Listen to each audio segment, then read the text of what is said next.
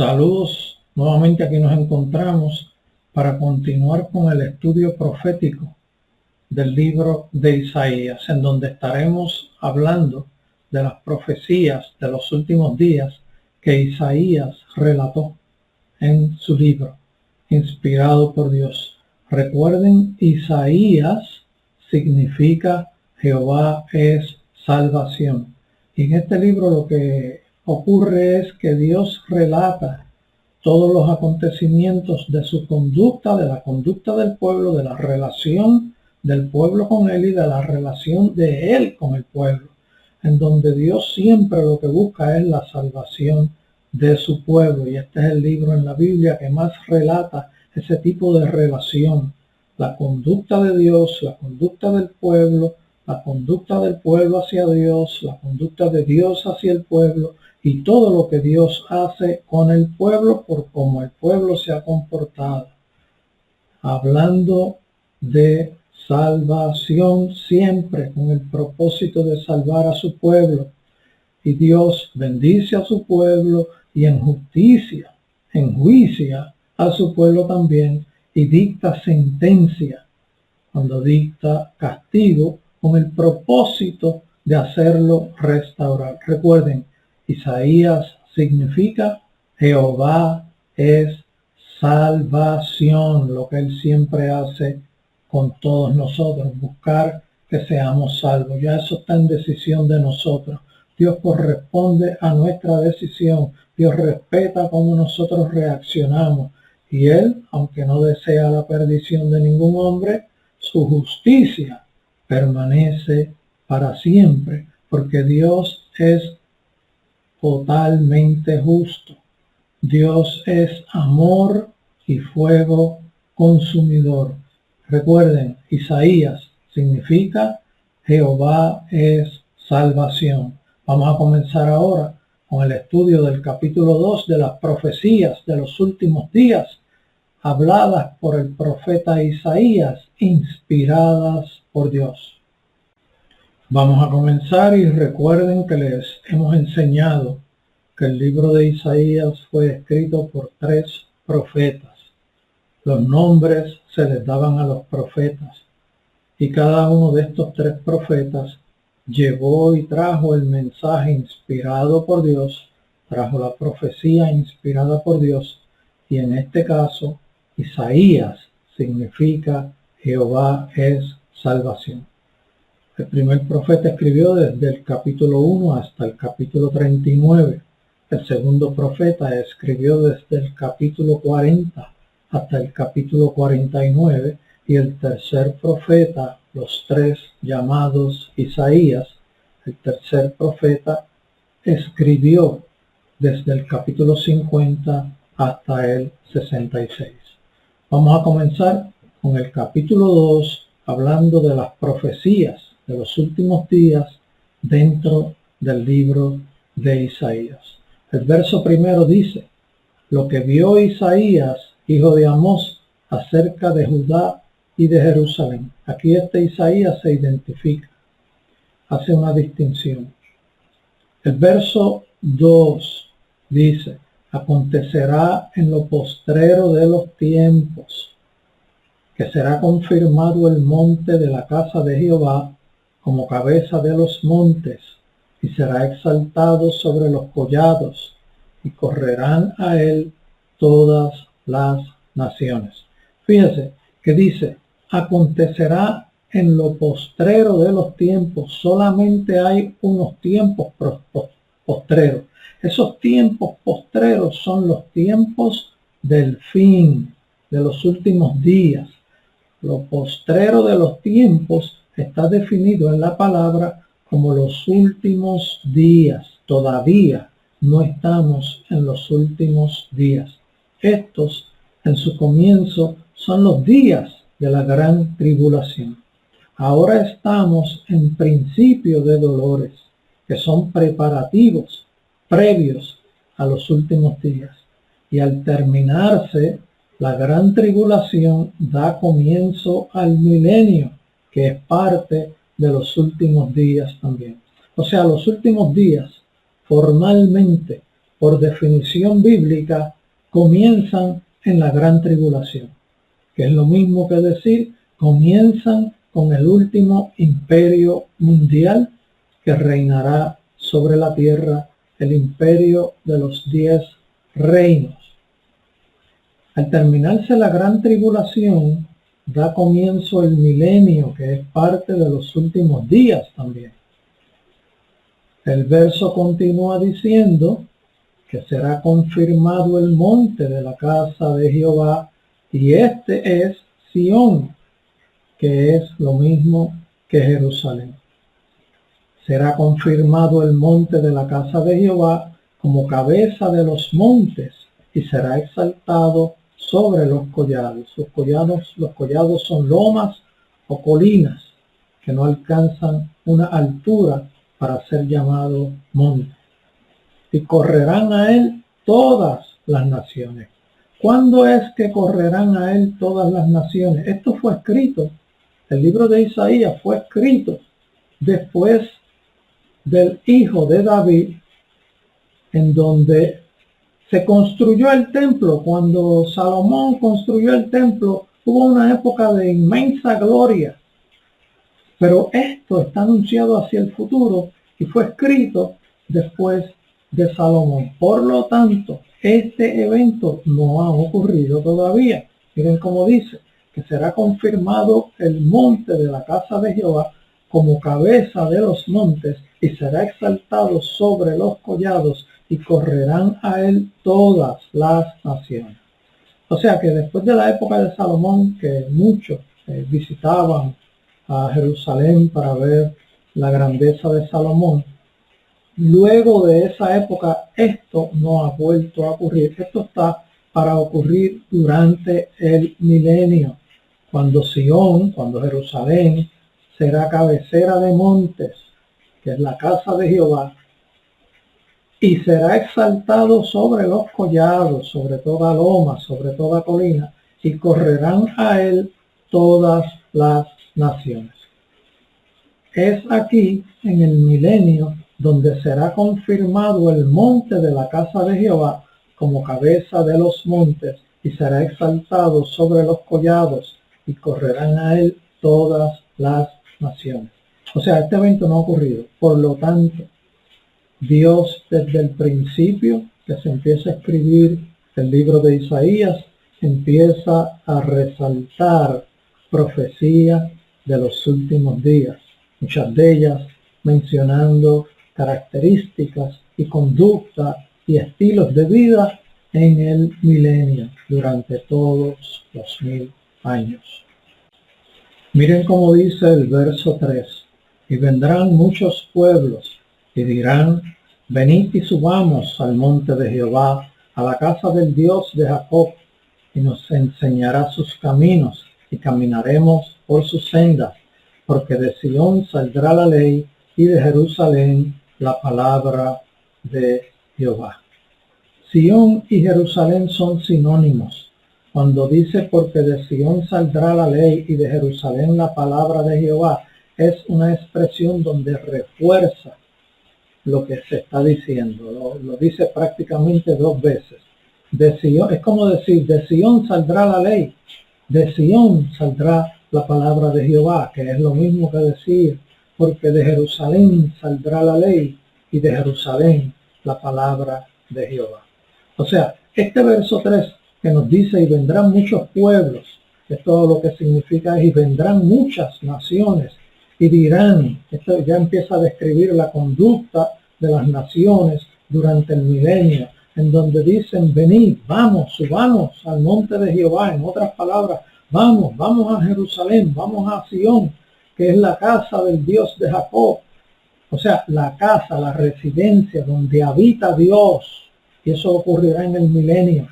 Y nos enseñará sus caminos, y Dios nos dirá cómo comportarnos, y caminaremos por sus sendas, y le obedeceremos, y caminaremos por todas sus instrucciones, por todas sus enseñanzas, por todos los caminos que nos indique que caminemos, por ahí caminaremos, porque de Sión saldrá la ley, porque Dios que habitará en Sión, porque Dios que habitará en Jerusalén, de ahí saldrá la ley, y de ahí saldrá la palabra de Jehová.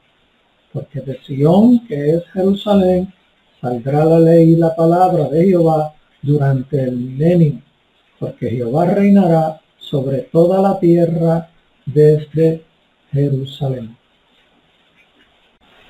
Miren cómo dice el verso 4 del capítulo 2 de Isaías: y juzgará entre las naciones.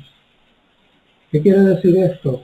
Y juzgará entre las naciones, que habrá análisis de conducta, de comportamiento entre las naciones, y reprenderá a muchos pueblos. O sea, estará corrigiendo cualquier error que se esté cometiendo.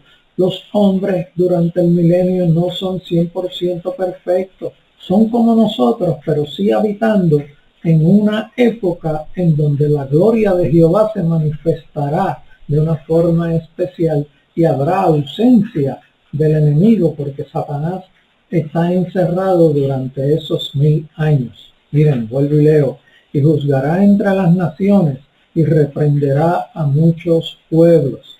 Dios estará haciendo juicio y justicia entre las naciones durante todo el milenio. Vuelvo y leo: y juzgará entre las naciones y reprenderá a muchos pueblos, y volverán sus espadas en rejas de arado y sus lanzas en hoces.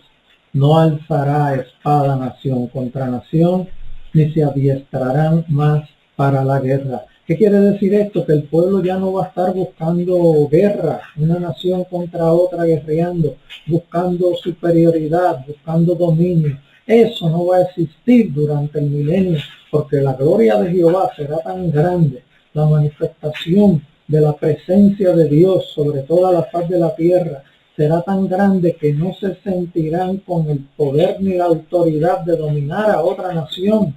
Porque miren cómo comenzó el verso: y juzgará entre las naciones Jehová, y reprenderá a muchos pueblos. O sea, ellos van a estar conscientes de que todas las directrices, todo el orden saldrá de Sión, saldrá de Jerusalén, saldrá de Jehová, porque Él estará reinando en medio de los hombres desde Jerusalén. Esto define que durante el milenio no habrá intención ni necesidad de guerra entre las naciones.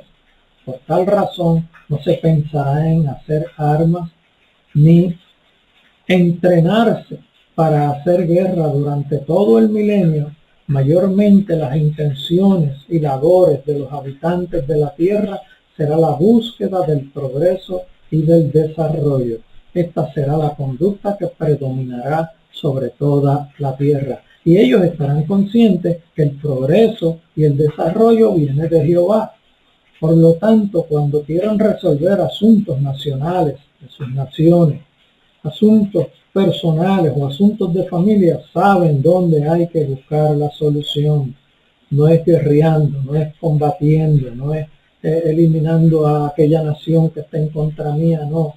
Dios dominará sobre el milenio y se mirará a Dios como el Dios que todo lo controla, que todo lo puede resolver. Por eso dicen y dirán y diremos: vamos, subiremos a Sión, subamos a Jerusalén a buscar dirección y enseñanza de parte de Jehová, como nos decían los versos anteriores. Miren cómo continúa reforzando la expresión el verso 5.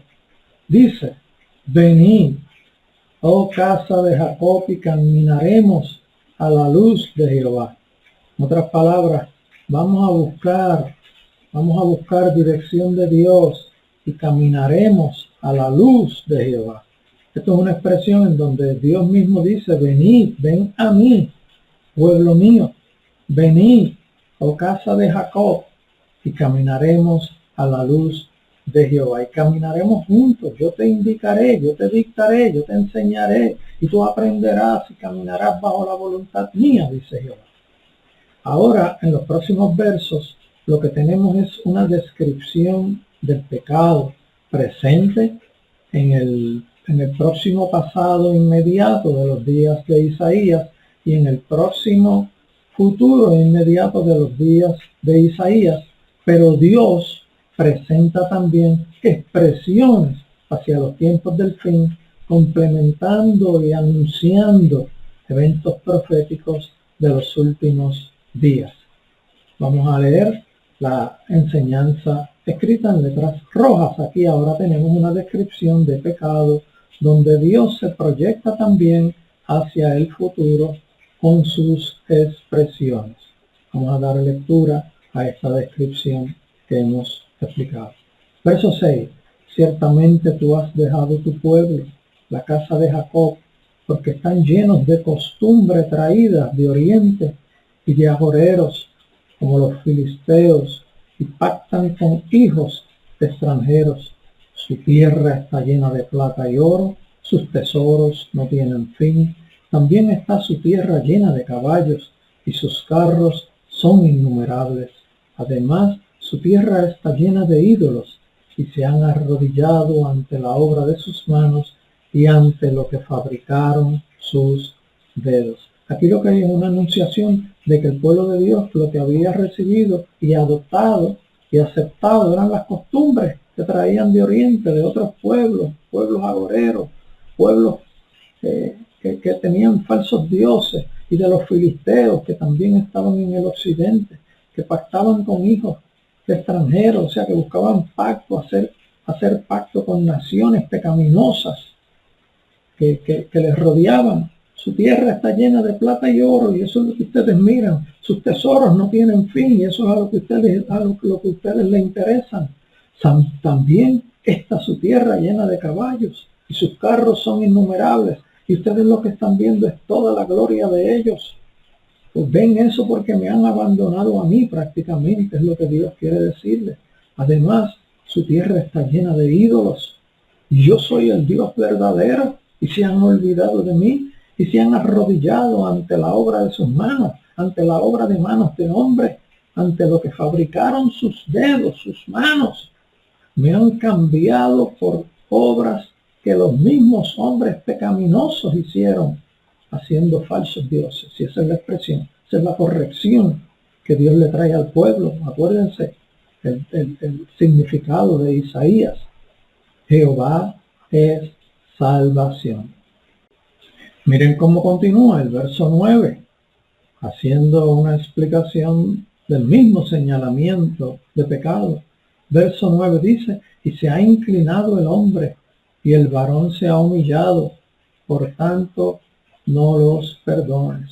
Estos versos que vimos, que van desde el 6 hasta el 9, nos dan una descripción de los pecados del pueblo de Israel, y nos da una anunciación de lo que acontecerá en un futuro, en los últimos días de la gran tribulación, que es lo que vamos a leer en el verso 10, en donde hay una expresión que solamente aplica para los tiempos del fin, en donde dice el verso 10, métete en la peña, escóndete en el polvo de la presencia temible de Jehová y del resplandor de su majestad. Esta descripción aplica para cuando el día grande de Jehová sea manifestado, Jesucristo, y el resplandor de la gloria de Jehová sea manifestada sobre toda la tierra. Vamos a ver más adelante los versos en el Apocalipsis que nos los describen. Esta expresión del resplandor de la majestad de Jehová nos hace ver que este es el día grande y terrible de Jehová. También aquí, aunque Dios apercibía a su pueblo de su conducta presente pecaminosa con consecuencias inmediatas, Él también se proyecta hacia el futuro en su expresión cuando dice, escóndete en el polvo, métete en la peña de la presencia temible de Jehová. En otras palabras, huye, escóndete, porque no puedes resistir la presencia del resplandor de la majestad de Jehová. Ese resplandor fue el mismo que derribó a Pablo. Ese resplandor es el mismo que tienen algunos cristianos que están bien metidos con Dios, que el enemigo no se les puede acercar porque no pueden ni siquiera mirar esa gloria que se manifiesta, que es la gloria del Espíritu Santo manifestada en los hijos de Dios. Esa es una iluminación inaccesible del Espíritu Santo que manifiesta la gloria de Jehová. Y esto es lo que ocurre en los días de los tiempos del fin, cuando se hace la expresión métete en la peña, escóndete en el polvo de la presencia temible de Jehová. O sea, en otras palabras, escóndete de Jehová, porque su presencia no te permite ni siquiera estar puesto de pie. Y del resplandor de su majestad. Así termina el verso. Voy a leerlo completo para continuar con el próximo verso. Métete en la peña, escóndete en el polvo de la presencia temible de Jehová y del resplandor de su majestad. Miren cómo dicen los versos de Apocalipsis a los cuales hemos hecho referencia, que son el 15, el 16 y el 17 del capítulo 6 de Apocalipsis. Verso 15 dice, y los reyes de la tierra y los grandes, los ricos, los capitanes, los poderosos y todo siervo y todo libre se escondieron en las cuevas y entre las peñas de los montes. Esto está ocurriendo durante el derramamiento del comienzo de los juicios de Dios durante la gran tribulación, que todo está dentro del último gobierno mundial. Verso 16 dice, y decían a los montes y a las peñas, caed sobre nosotros. No podían resistir la gloria de Jehová. Caed sobre nosotros y escondednos del rostro de aquel que está sentado sobre el trono y de la ira del Cordero. La ira del Cordero es Jesucristo en su segunda venida, cuando vino a defender a su pueblo, la presencia de Dios, la presencia del Hijo, la manifestación de la gloria de Jehová, del Dios Todopoderoso, porque el gran día de su ira ha llegado y ¿quién podrá sostenerse en pie? Ellos mismos lo confesaban, pero no se arrepentían. Su maldad era tan grande que no les permitía reaccionar, estaban tan corrompidos que no tenían ningún tipo de reacción, de arrepentimiento, estaban tan contaminados que sus mentes estaban totalmente corrompidas, con mentes reprobadas. ¿Y quién podrá sostenerse en pie? Decía, pero ni siquiera se arrepentían. El verso 11 de Isaías continúa diciendo, la altivez de los ojos del hombre será abatida y la soberbia de los hombres será humillada y Jehová solo será exaltado aquel día. Cuando dicen aquel día se está refiriendo al día grande de Jehová. El verso 12 del capítulo 2 de Isaías continúa diciendo, porque día de Jehová de los ejércitos vendrá sobre todo soberbio y altivo, sobre todo enaltecido, y será abatido. Esto se refiere al día grande de Jehová, al día terrible de Jehová sobre todos los ejércitos de la tierra en el valle de Jezreel, cuando tengan allí prácticamente a su merced al pueblo de Israel, con grande ejército de todas las naciones de la tierra al final de la gran tribulación, y llegará Dios, llegará Jesucristo a defenderlos y con la espada de la boca de Jesucristo destruirá todos los ejércitos. Miren los próximos versos que describen esa área del valle de Jezreel. Verso 13 del capítulo número 2 de Isaías dice, sobre todos los cedros del Líbano altos y erguidos, y sobre todas las encinas de Basán, sobre todos los montes altos, y sobre todos los collados elevados, sobre toda torre alta, y sobre todo muro fuerte, sobre todas las naves de Tarsi, y sobre todas las pinturas preciadas. La altivez del hombre será abatida, y la soberbia de los hombres será humillada, y solo Jehová será exaltado en aquel día, y quitará totalmente los ídolos. Recuerden que les hemos dicho que Dios habla también en el presente e intercala su plan completo hacia el futuro. Dios no tiene problemas con el tiempo. Para Dios el tiempo no existe. Eso lo que quiere decir es que para Dios, en su grande conocimiento, domina tanto el presente como el futuro, porque su plan es uno solo, que ha establecido desde antes de la fundación del mundo, en donde planificó todos los acontecimientos y él sabía cómo iba a reaccionar y sabía con quiénes iba a poder contar y le iba a dar oportunidad a muchos. Algunos la aceptaron, otros la abandonaron, pero Dios siempre continuó con su plan. Miren cómo continúa el verso 19 del capítulo 2 de Isaías: y se meterán en las cavernas de las peñas y en las aberturas de la tierra por la presencia temible de Jehová y por el resplandor de su majestad, cuando él se levante para castigar la tierra.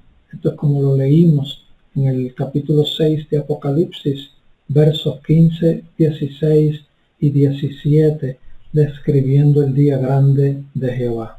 El verso 20 de Isaías continúa diciendo: aquel día arrojará el hombre a los topos, que son roedores, y murciélagos, sus ídolos de plata y sus ídolos de oro, que lo hicieron para que adorase. Esto a lo que se refiere es: y tirarán y soltarán y rechazarán todos los falsos dioses hechos con mano de hombre.